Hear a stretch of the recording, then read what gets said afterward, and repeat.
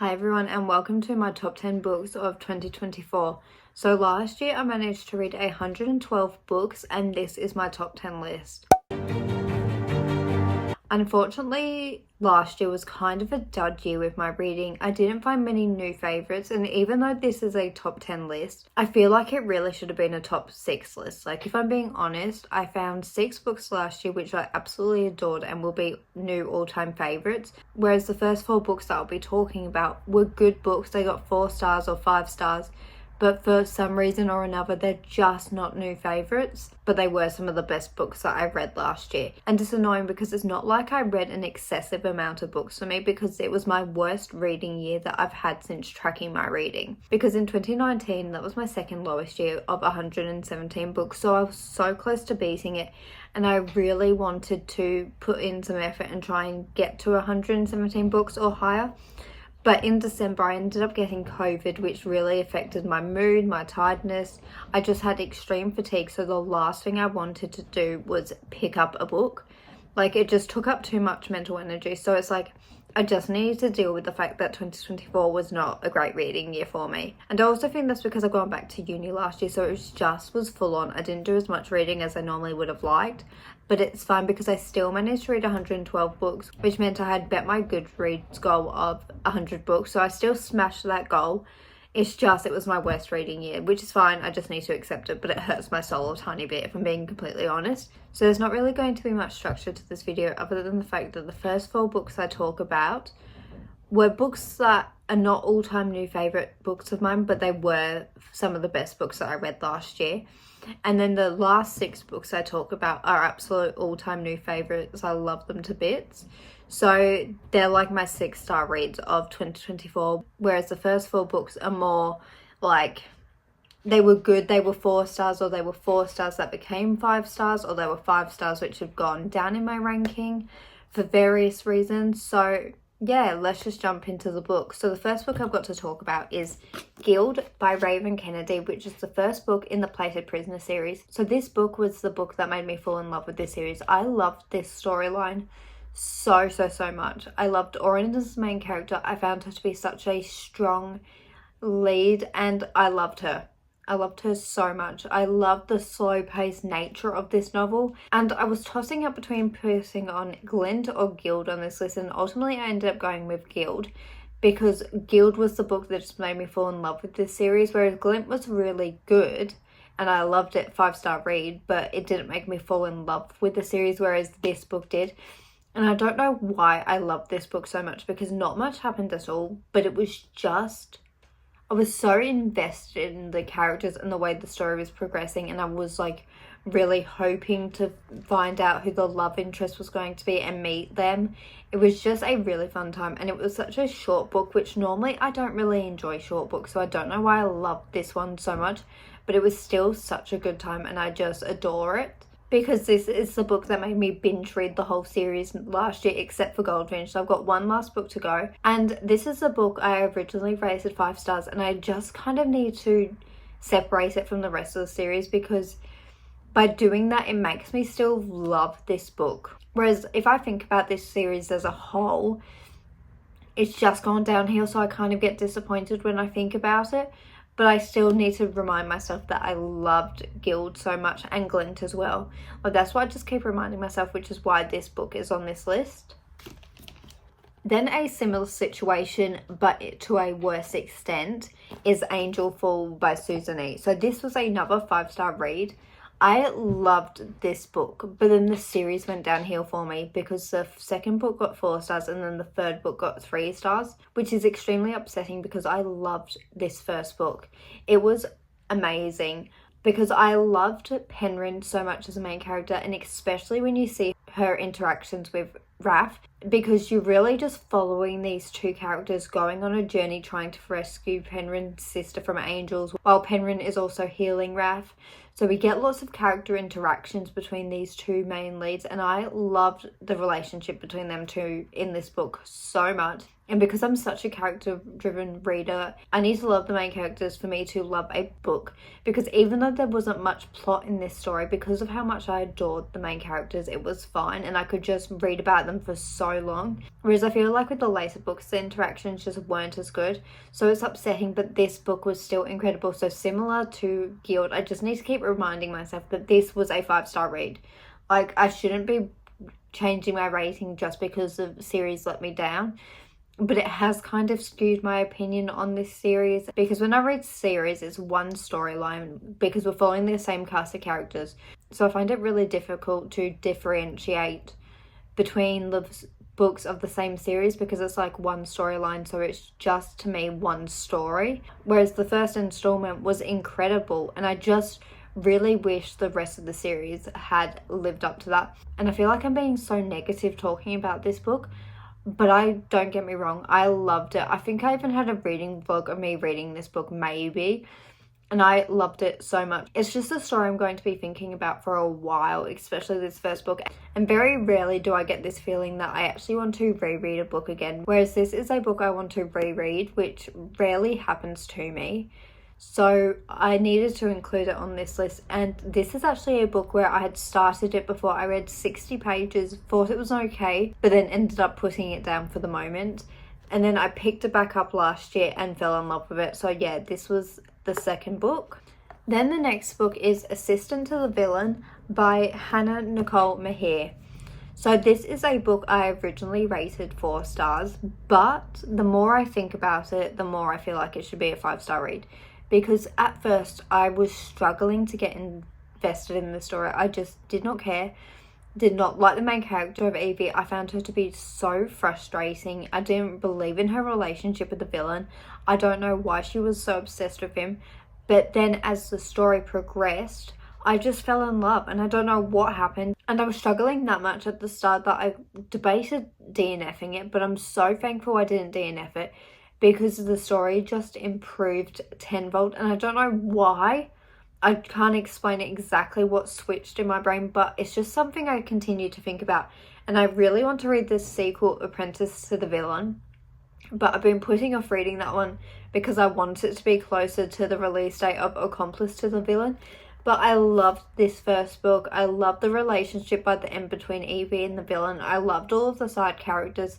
It was just a story I fell in love with.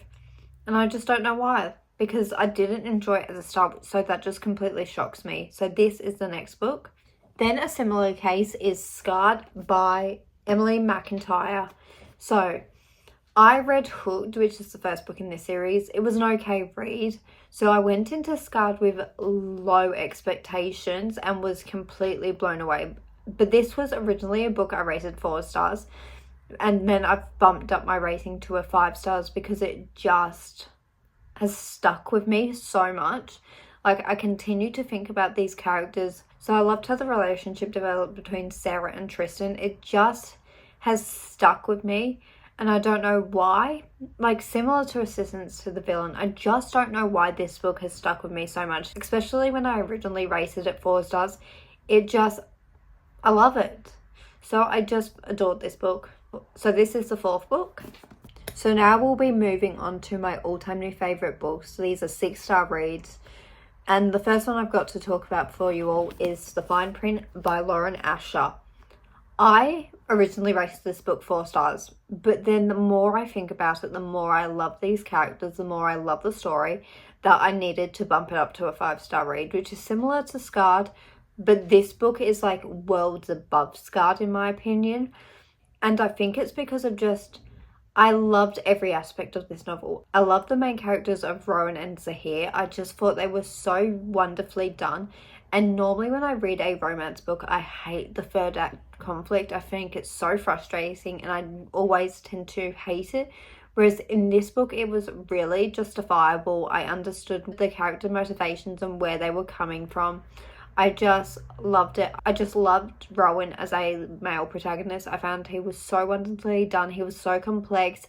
He wasn't a cardboard cutter of a person. He actually felt like he could exist in real life. And I love the relationship that developed between Rowan and Zahir's sister. I thought it was so wonderfully done. And Zahir's sister had Down syndrome, so I like seeing that representation because I don't feel like I've read many books with characters who have Down syndrome in before, so I enjoyed that aspect.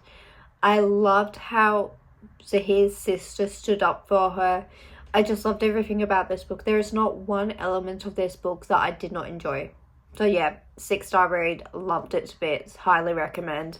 And I cannot wait to continue on this series, but I'm so scared. I'm so nervous because of how much I loved the first book. So the next book I loved was Airy by S.E. Wendell. When I first read it, I rated it a 4 stars, but the more I think about it, the more I think it's going to be actually a 5-star read because of the way the story progressed. It was very much a slow-paced novel, which I love because the characters had to slowly learn to trust each other because we're following 2 people from different races and one of the main leads is kept in prison, and then we're following a prison guard guarding him. So we're seeing them to get to know each other and realize maybe actually the other race isn't as bad as they originally thought. So I love them 2 so much. I just thought it was fantastic and I want to read the sequel so badly. I've got it behind me, like on that shelf somewhere. So I want to see what's happening to these characters because I'm just so excited. And I loved it. I loved Airy, and I'm going to keep this one kind of short because I really feel like I've got nothing important to say about it other than I love it and I recommend it. Then the next book is Taming the Wolves by Lix Robinson. This is the second book in the Viking Omegaverse series. This is a slow burn reverse harem Viking inspired fantasy, which I absolutely and utterly adore. I love it so much because in this story, the relationships between all the main characters is slowly developing over each book. So like they're not all together in the first book. And the first book was an okay read. I didn't love it. Whereas when I read Taming the Wolves, I fell in love. This book was so good. And I think it's just because of the slow-paced nature of the story. Because I feel like 2024 was the year where I really learned that I love a slow-paced novel where not much happens and you really get to learn about the characters. Because I'm such a character-driven reader that when we spend so much time with the cast of characters and getting to know them and seeing their interactions, it just works so well for me. And I feel like that could have something to do with the fact that when I read, I don't picture things. So really getting to know the characters and hearing their dialogue works especially well for me, because when I read a book and it's very descriptive on the scenery, it's like I can't picture anything. Like I literally cannot. So I struggle with really flowery writing because I'm like, I don't get what you're saying. I literally cannot understand it and it's so frustrating.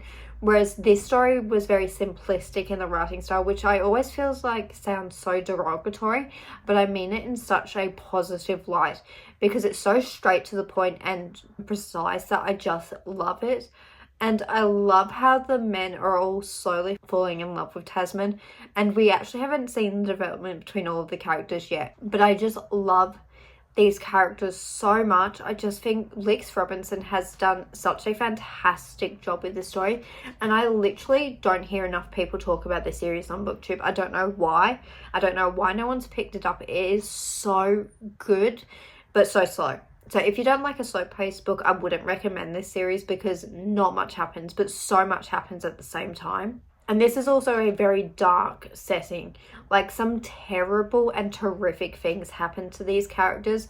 And I'm also so desperate to jump into the third book, but I haven't done that yet because the fourth book doesn't have a release date. Because this is a series, if all of the books were out, I would just binge it. I love it so much. I could not recommend it enough. This is definitely one of the best books I've read last year, and I think this was my first 5-star read of the year. I could be wrong, maybe I'm wrong, but I feel like this was my first 5-star read of the year. I just love it. I love it so much. I highly recommend it and I can't stop saying just how much I loved it. Then the next book is The Graham Effect by Elle Kennedy.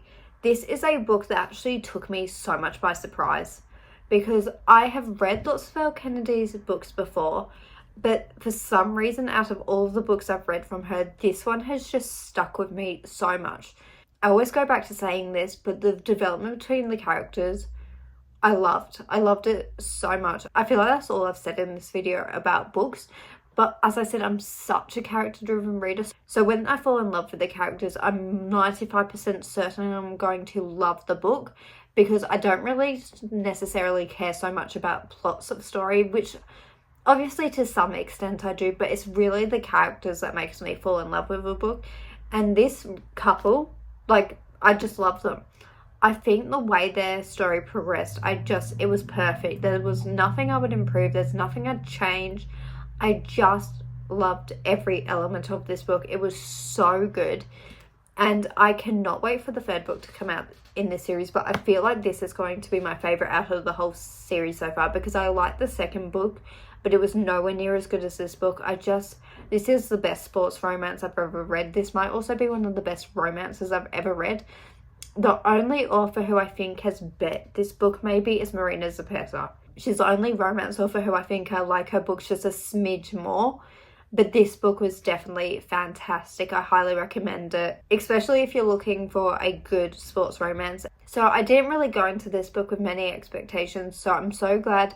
And I feel like that's what I need to do more often, is just go into books with no expectations, because when I have really high expectations, I feel like I get more disappointed. But when I go into a book with an open mind, it's like I tend to either enjoy it more or I hate it more. Like, there's no in between. So yeah, I love this book. I love these characters. I love the romance. That's all I can really say. Then the next book is Throne of the Fallen by Kerri Maniscalco. This book was amazing.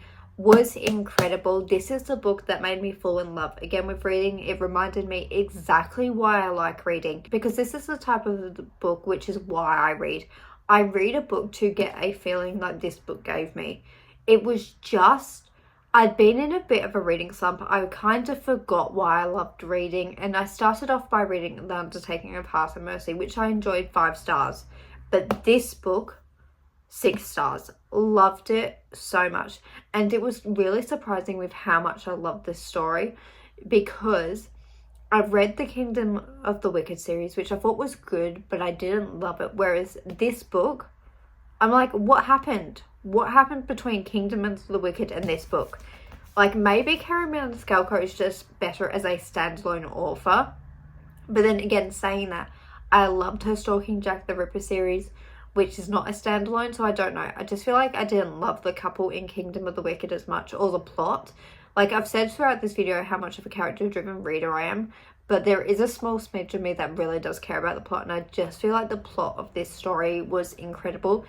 This is probably the book of this list where I think about the plot when I talk about this book, whereas the rest of them I'm like the characters, but this story really enhanced the characters, whereas some of the other books on this list I could just talk about the characters and I loved the story, whereas this one, it was just everything about it I loved. So I'm so thankful I read this book, just because of how it made me fall in love again with reading, and I cannot wait to read Throne of Secrets. I want to read it so bad, but I don't have my Fairy Loot edition yet, which I just want in my collection so I can binge it. But I can't do that, so I'm just going to sit in my love of this book and just continue to think about it until I have Throne of the Secrets, which I'm so excited for. I just love this book. I highly recommend it, which obviously, because it's one of my favourite books of the year. And then finally, my favourite book. This is the only book which I can definitely say is my favorite book. It could also be because I read it so late in the year that it really has just stuck with me, and like maybe if I gave this list more time it would change. But my favorite book of 2024 was The Road of Bones by Demi Winters. So this book was perfect, utter perfection. There is nothing that I would change. And this is another Viking inspired fantasy, so I'm starting to think maybe I love a Viking romantasy. Like, there's just something about it which is amazing. So the main reason I love this book was because of the main character of Scylla. I think she is one of the strongest female protagonists I've ever read. She's got a soft spot to her, but she doesn't let any of the men in this series walk over her. She does what's best for her. She looks out for herself. She keeps secrets close to her heart. She's not spilling her guts to anyone, even though it will hurt the feelings of the other main leads. It's like she's doing it to protect herself. So I completely agree with all of her actions. I can justify them. I don't feel like I'm reading a stupid protagonist when reading this book, which is so horrible to say about other books. But sometimes I read a book and I'm like, what is this character doing? Why are they doing that? Whereas in this book, I understood everything that she was doing. And it's not just Scylla who I love. every other character in this book, I understood their motivations. I just feel like Demi Winters did such a good job of justifying the characters and making them feel so human. I love reading books where the characters feel like they could be human. They're not these perfect archetypes. They're these complex, grey characters where they're just trying to do the best they can in the situation they've been put in. I just think Demi Winters has done such a good job with the cast of characters in this story. The ending of this book blew me away, and I'm so shocked that I love this book. I just remembered this because this was a book I basically binge read in a day, but I struggled through the first 100 pages so much. I wanted to put this book down. I was like, how on earth am I going to binge read this book? Because I was doing a 24-hour readathon and I wanted to get through books quickly. So I was like, I was so close to putting this book down and just being like, it's a soft DNF, I'll pick it up later. But then once the cast of characters all met, like when Scylla ended up joining the Blood Axe crew, the story just took off. Everything was brilliant from there.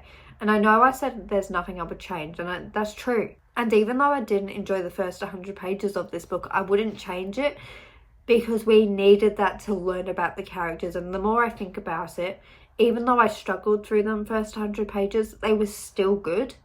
But it was a slog, so I did kind of have to force myself. But as soon as Scylla met the Blood Axe crew, I was in love. It was brilliant. Because I love the development of the relationship between Scylla and Ray. And I really would like to tell you guys why I love them so much, but I don't really want to go into that.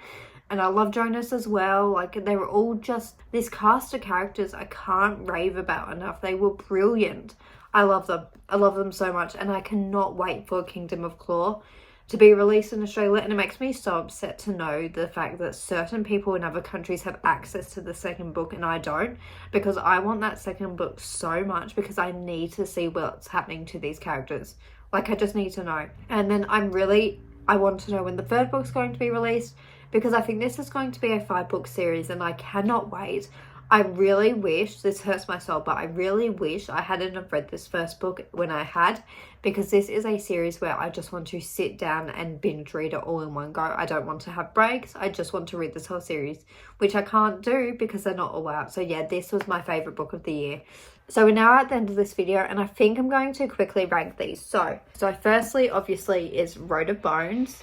Then it's Throne of Secrets, Taming the Wolves, The Graham Effect, The Fine Print. Aerie would come next if I had it. Then it would go, Assistant to the Villain. These all feel like they're going to fall. So Assistant to the Villain. Then it would go Angelful. Oh no, sorry, Guild. Then it would go Angelful, and then it would go Scarred. Oh my lord. So this is my ranking from lowest at the top to highest down the bottom. So yeah, let me put them down and I'll wrap this video up for you all. So yeah, they were my top 10 books out of the 112 books that I read in 2024. And now I just want to wrap up this video by saying I hope to see you next time, and bye.